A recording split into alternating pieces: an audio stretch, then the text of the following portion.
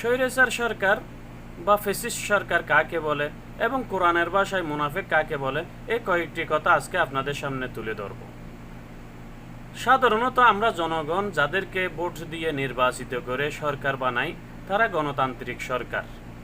কিন্তু ওই সরকার যখন তাদের প্রয়োজনে, তাদের লাভের জন্য সংবিধান সংস্কার করে জনগণের উপর কোনো একটা কিছু চাপিয়ে দেয় আর সেটা মানতে বাধ্য করে, তাকে স্বৈরাচার সরকার বলে।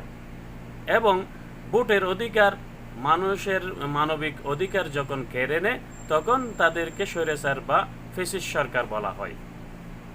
আর মুনাফিক কাকে বলে? কোরআনের ভাষায় মুনাফিক সংজ্ঞা অনেকটা আছে। তার মধ্যে একটা সংজ্ঞা হচ্ছে, কোরআনের যেই আদেশ নিষেধগুলো নিজের প্রয়োজন, নিজের সুবিধার্থে মানবে, আর নিজের যেগুলো অসুবিধা হবে ওগুলো বাদ দেবে, তারাই হচ্ছে মুনাফিক। সেরকম এখন বর্তমান সরকার যখন জনগণের রায় নিয়ে সরকার গঠন করলো, তখন তারাও মুনাফিকের আলামত শুরু করে দিয়েছে।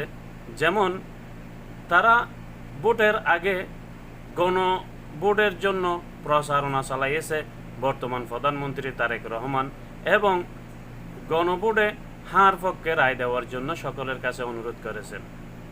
কিন্তু এখন যখন নির্বাচিত হয়ে সরকার গঠন করেছে, তখন তাদের সুবিধার্থে, তাদের কল্যাণের জন্য জনগণের যে রায়, জনগণের রায়কে তোয়াক্কা না করে তারা এখন সংবিধান সংস্কার যেই ওয়াদা করে আসছে, সেই ওয়াদাটা এখন ভঙ্গ করছে। তার নাম হচ্ছে মুনাফিক।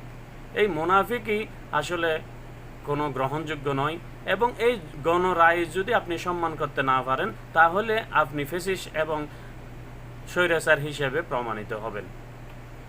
হাসিনা সরকার অনেক দিন টিকে রয়েছিল, কিন্তু বিএনপি সরকার অতদিন গণরায়ের বিরুদ্ধে গিয়ে টিকতে পারবে বলে আমার মনে হয় না।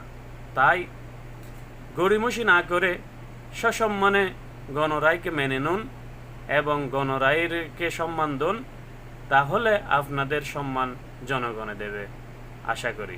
কিন্তু বিএনপির বিভিন্ন কর্মকাণ্ড কিছু অবশ্য প্রশংসনীয়, কিন্তু যেটা মৌলিক অধিকার, মানুষের গণরায় আসছে, সেই রায়কে যদি আপনি সম্মান না করেন, তাহলে অবশ্যই আপনাদেরকেও জনগণে রিসিভ করবে না, বিতাড়িত করবে।